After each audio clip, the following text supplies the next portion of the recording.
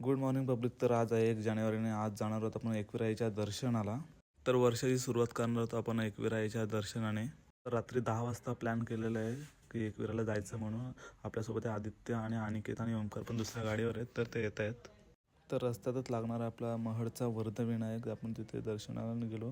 गर्दी खूप असल्यामुळे आपल्याला आज जायला भेटलं नाही, तर बाहेरूनच दर्शन घेऊन आपण तिथून निघालो. सणाना पिरिरी करू आपण तिथून निघालो. लोणावल्यामध्ये अशी ट्रॉफिक लागली होती की 1 तास ट्रॉफिकमध्ये फसायला लागलो. घाटातच लागणाऱ्या श्रीगुरुबाचं मंदिराचं दर्शन घेतलं व निघालो. खूप वेळ प्रवास केल्यानंतर आपण आपल्या डेस्टिनेशनवर पोचलेलो आहोत. श्री क्षेत्र एकविरा देवस्थान, कारला, आयमाऊलीचा उदो उदो. पायथा मंदिराकडून न जाता आपण मधल्या रस्त्याने निघालो.